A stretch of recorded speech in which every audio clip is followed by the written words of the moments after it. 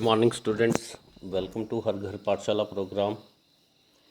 आज का हमारा टॉपिक है डाटाबेस बेसिक्स और difference from the traditional file system. जो फाइल सिस्टम हम बिफोर द डाटाबेस यूज़ करते थे। माई सेल्फ गुलशन कुमार, और आज हम देखेंगे कि डाटाबेस का क्या इम्पोर्टेंस है टेक्नोलॉजी में। So let's start. This is the topic outline. We are going to learn about data and information, data definition, what are the advantages and disadvantages of database. Then the component of database, which component makes the database, वो हम देखेंगे। हमारा जो database है उसका traditional file system के ऊपर क्या एडवांटेज है। वर्कशीट है इसकी। So let's begin. सबसे पहले डाटाबेस को अंडरस्टैंड करने के लिए हमें दो टर्म्स का पता होना चाहिए। बेसिकली डाटाबेस जो है वो डाटा को मैनेज करेगा। तो डाटा क्या होता है? डाटा आप कोई भी नंबर, कैरेक्टर या इमेज, वीडियो कंसीडर कर सकते हैं जो किसी फैक्ट्स को रिप्रेजेंट करे। डाटा जो है वो रॉ फैक्ट्स होते हैं जिसका अपने आप में कुछ मीनिंग नहीं होता है। फॉर एग्ज़ाम्पल हम सपोज़ कर लेते हैं कि क्लास का एक टेस्ट हुआ है, उसमें स्टूडेंट ए जो है उसने 80 मार्क्स लिए हैं। तो ये हमारे लिए एक डाटा है। और स्टूडेंट बी जो है उसने 60 मार्क्स लिए हैं आउट ऑफ 100।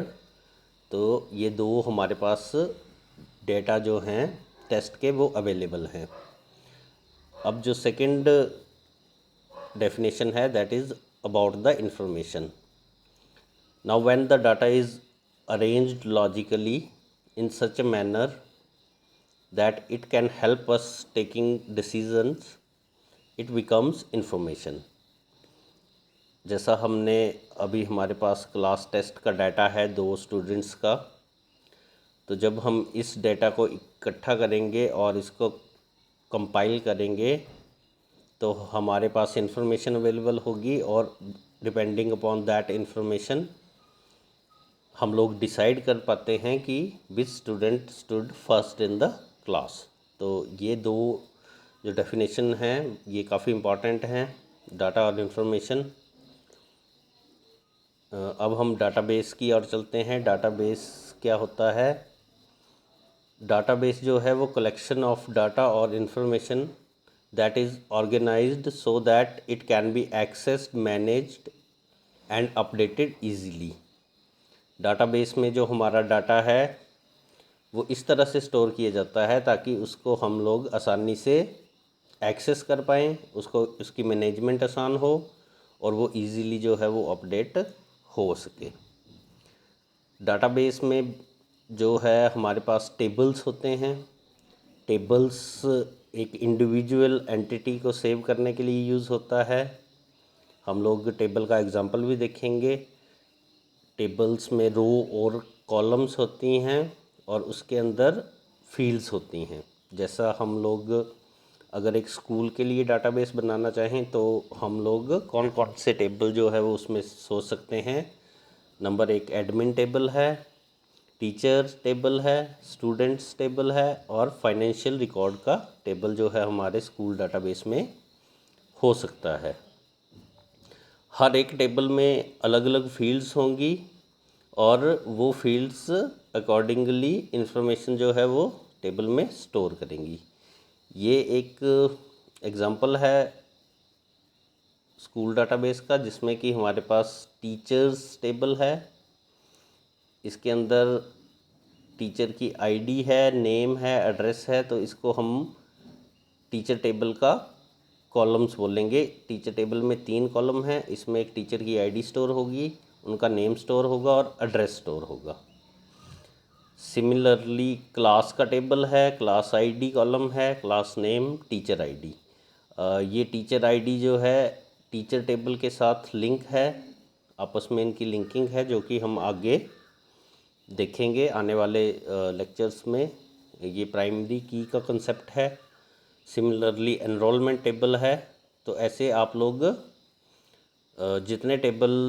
जितना डाटा आपने स्टोर करना है उतने टेबल आप डाटाबेस में बना सकते हैं। ये फील्ड्स भी आप लोग अपनी मर्ज़ी से जो जो इन्फॉर्मेशन आप स्टोर करना चाहते हैं वो इन्फॉर्मेशन आप लोग उस हिसाब से अपनी फील्ड्स जो है वो बना सकते हैं। जैसे कि स्टूडेंट में अभी हमने नेम, एड्रेस, एडवाइज़र आईडी ली है। इसमें अगर हम चाहें तो फील्ड ऐड कर सकते हैं, father name, date of birth, gender etcetera. So ये हम डेवलपर पर फोकस करता है कि वो कौन कौन सी फील्ड जो है वो अपने डाटाबेस में स्टोर करना चाहता है। तो इस तरह से हम लोग एक टेबल बना लेंगे और उसके अंदर फील्ड्स जो हैं वो स्टोर कर लेंगे। अब एडवांटेजेस क्या हैं डाटाबेस की? सो फर्स्ट ऑफ ऑल सबसे पहली एडवांटेज है reducing data redundancy. It means कि जब हम डाटाबेस बनाते हैं, उसके अंदर टेबल्स बनाते हैं, तो उसमें डुप्लीकेट डाटा का जो पॉसिबिलिटी है वो एलिमिनेट हो जाती है। और डाटाबेस जैसे कि सेंट्रलाइज्ड अप्रोच होती है, तो वहाँ पर अगर हम सपोज़ कर लो एक टेबल में स्टूडेंट का नेम चेंज करते हैं तो वो सारे डाटाबेस में रिफ्लेक्ट हो जाता है। सेकंड एडवांटेज है शेयरिंग ऑफ डाटा। हम लोगों ने जब एक डाटाबेस बना लिया है तो हम लोग अक्रॉस द वेरियस एप्लीकेशन वो सेम डाटाबेस जो है वो शेयर कर सकते हैं। जैसे कि इसके लिए एक एग्ज़ाम्पल शेयरिंग ऑफ डाटा का ये है कि अगर हम बैंकिंग का एग्ज़ाम्पल लें तो हमारा एक बैंक के किसी ब्रांच में अकाउंट होता है और हम ओवरऑल प्लेसेस पर एटीएम में अपना जो बैंक अकाउंट है उसको ऑपरेट कर पाते हैं। वो इसी वजह से पॉसिबल है क्योंकि डाटा की जो है वो शेयरिंग वो हर जगह पर अवेलेबल हो गई है। उसके बाद डाटा सिक्योरिटी। डाटा एक इम्पॉर्टेंट थिंग है जिसको कि एक्सेस करना सिर्फ ऑथराइज्ड यूज़र को ही परमिसिबल होना चाहिए, जिनके पास वैलिड क्रीडेंशियल हो। मींस जब हम डाटाबेस के अंदर टेबल के अंदर डाटा स्टोर कर देंगे तो हर कोई उसको नहीं देख पाएगा। उसके लिए हमें कोई पर्सन स्पेसिफाइड होगा, उसके पास उसके लॉगिन और पासवर्ड होंगे जिसके थ्रू वो ऑथराइज्ड होकर हमारे डाटा को देख सकता है। Next advantage is backup and recovery. ये हम लोग डाटाबेस का बैकअप ऑटोमेटिकली ले सकते हैं ताकि अगर कभी क्रैश हो जाए टेक्नोलॉजी की वजह से तो उसकी रिकवरी जो है वो आसानी से हो सके। जो कि फ़ाइल सिस्टम में इसका अगर एक बार हमारा रिकॉर्ड जो है वो डिस्ट्रॉय हो गया तो उसको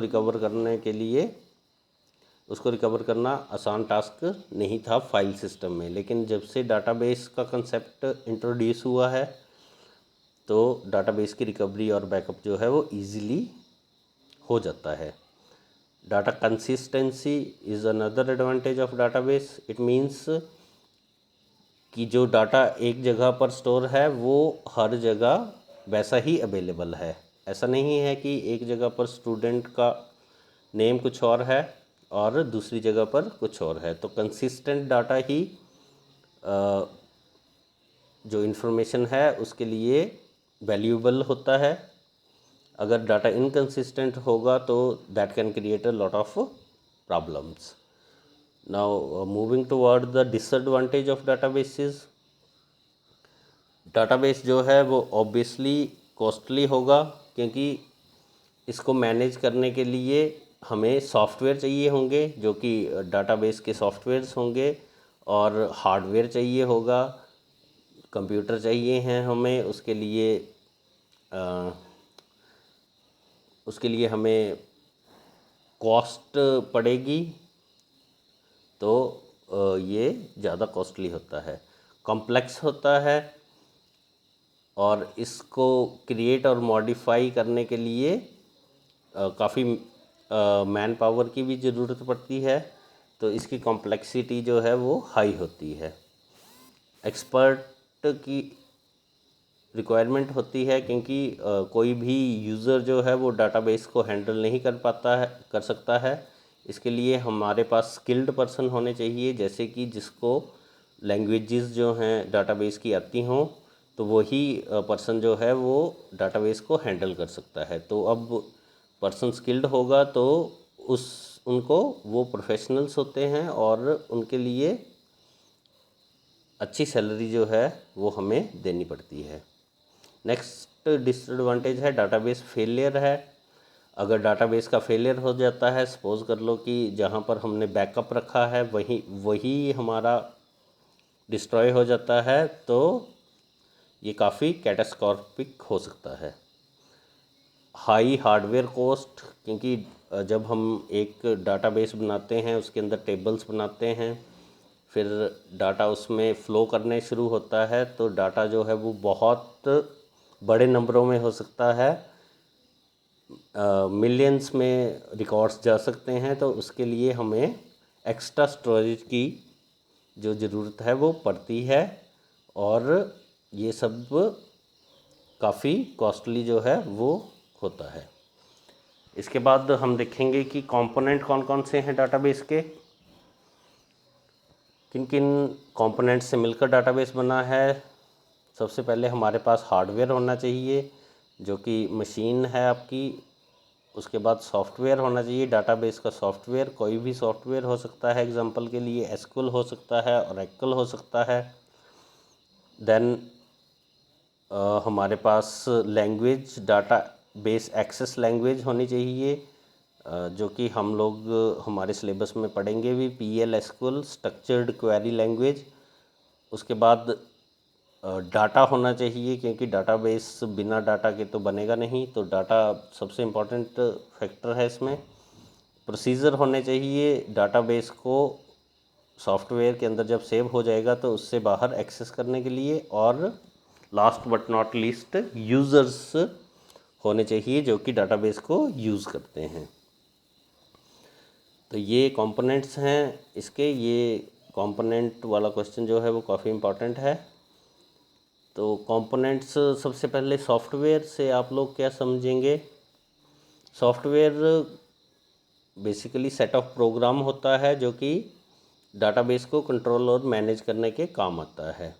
इसमें DBMS का सॉफ्टवेयर हो सकता है, कंप्यूटर का ऑपरेटिंग सिस्टम हो सकता है, एप्लीकेशन प्रोग्राम्स हो सकते हैं। मैंने जैसे पहले ही आपको एग्जांपल में बताया, एसक्यूएल, PL एसक्यूएल, ओरेकल, ये सब सॉफ्टवेयर हैं। इसके अलावा भी बहुत से डाटाबेस होते हैं। आजकल जो NoSQL भी नया इंट्रोड्यूस हो गया है। इसके बाद हार्डवेयर एक कंपोनेंट है। हार्डवेयर बेसिकली हार्डवेयर की जो डेफिनेशन है वो है कि आप लोग हार्डवेयर उसको बोलते हैं जिसको आप लोग फिज़िकली टच कर सको।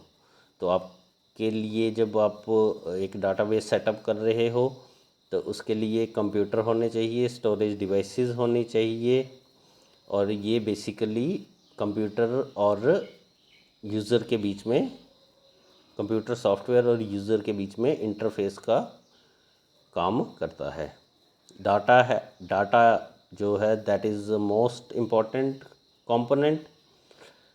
डाटा की डेफिनेशन हमने पहले भी देखी है।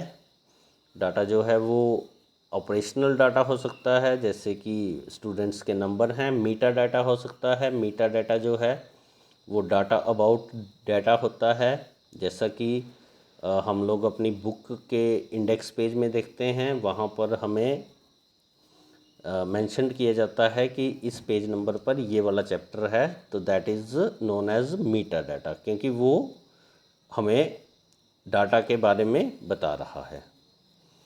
इसके बाद हमारे पास हैं यूज़र्स कौन कौन से हैं। सबसे पहले है एडमिनिस्ट्रेटर, DBA। तो DBA जो है वो एक पर्सन या पूरी पर्सन्स की टीम हो सकती है, जो कि डाटाबेस का स्कीमा डिफ़ाइन करती है, डाटाबेस को कंट्रोल करती है और ओवरऑल जो रिस्पॉन्सिबिलिटी है वो सारी ही एडमिनिस्ट्रेटर डीबी की होती है। इसके बाद यूज़र जो हैं वो नेव यूज़र हैं, जो कि जिनको कि डाटाबेस की नॉलेज नहीं होती है, लेकिन वो डाटाबेस के साथ उनकी इंटरेक्शन काफ़ी होती है। जैसे कि हम लोग यूजुअली एटीएम मशीन्स के ऊपर जाते हैं, हम वहाँ पर अपनी ट्रांजैक्शन को एग्जीक्यूट करते हैं, लेकिन हमें उसके बैकएंड पे जो भी प्रोसेस है उसके बारे में ज़्यादा नॉलेज नहीं होती है। इसके बाद हमारे जो यूज़र हैं सिस्टम एनालिस्ट है। सिस्टम एनालिस्ट का काम जो है वो पहले यूज़र की रिक्वायरमेंट को गैदर करता है, और जब हमारा डाटाबेस बनकर तैयार हो जाता है तो वो देखता है कि all the requirement of user are satisfied और not. Then after there are application programmers. अब हमने रिक्वायरमेंट गैदर कर ली हैं, लेकिन हमें उस एप्लीकेशन को बनाने के लिए स्किलफुल पर्सन की ज़रूरत पड़ेगी, जो कि एप्लीकेशन प्रोग्रामर होते हैं। ये वो लोग होते हैं जिनको कि प्रोग्रामिंग लैंग्वेजेस का नॉलेज होता है, जैसे कि जो कि डाटाबेस बनाने के काम आती हैं, उसका स्कीमा बनाने के काम आती हैं। इसके लिए विजुअल बेसिक है, सी लैंग्वेज है, सी जो है वो बेसिक लैंग्वेज है, फॉर्टन है, कोबोल एट्सेट्रा, और भी बहुत सी लैंग्वेजेस हैं जिसमें कि जावा है। तो ये सारे जो एप्लीकेशन प्रोग्रामर हैं इन लैंग्वेजेस का यूज़ करके हमारे लिए एप्लीकेशन जो है वो डेवलप करते हैं। अब जब हमारे पास पहले डाटाबेस अवेलेबल नहीं था तो हम फाइल सिस्टम का यूज़ करते थे। तो हम देखेंगे कि फाइल सिस्टम जो ट्रेडिशनल था उसमें क्या क्या इश्यूज़ रहते थे। सबसे पहले तो डाटा रिडंडेंसी बहुत होती थी उसमें। हम लोग फाइल्स में डाटा मैनेज करते थे और अलग अलग फाइल्स में अलग अलग डाटा जो है वो हमसे एंटर हो जाता था। जैसे कि एग्ज़ाम्पल के लिए आप सोच सकते हैं कि हमारे पास एक स्टूडेंट है जो कि स्कूल के अंदर 2 कोर्सेज़ में एनरोल्ड है, लेकिन उसके लिए हमें क्या करना पड़ा, दोनों कोर्सेज़ में स्टूडेंट का डाटा जो है वो एंटर करना पड़ा। तो इससे क्या डाटा की रिडंडेंसी जो है, डुप्लीकेशन जो है वो बढ़ गई। Then data inconsistency. अगर हम ऊपर वाला डाटा देखें, इनकंसिस्टेंसी का मतलब है कि डाटा हर जगह पर सेम नहीं है। जैसे कोर्स नंबर 1 में अगर स्टूडेंट का नेम हमने कुछ एंटर किया है और कोर्स नंबर 2 में उसके जो स्पेलिंग है नेम के उसमें मिस्टेक है, तो that will lead into the inconsistency of data. Third जो डिसएडवांटेज है इसकी, फाइल सिस्टम में हमारे पास डाटा सिक्योरिटी नहीं थी और कोई भी पर्सन जो है वो जाकर फाइल को एक्सेस कर सकता था। तो हमारे लिए जो डाटा है वो इम्पोर्टेंट होता है, तो हम लोग उसका एक्सेस किसी भी अनोनिमस पर्सन को नहीं दे सकते हैं। इसके बाद हमारे पास ये वर्कशीट है। ये सारे के सारे क्वेश्चन जो हैं वो कवर्ड हैं। तो आप लोगों ने ये वर्कशीट में से जो क्वेश्चन हैं वो आपने अपनी कॉपीज़ में भी लिखने हैं। And thank you, have a nice day.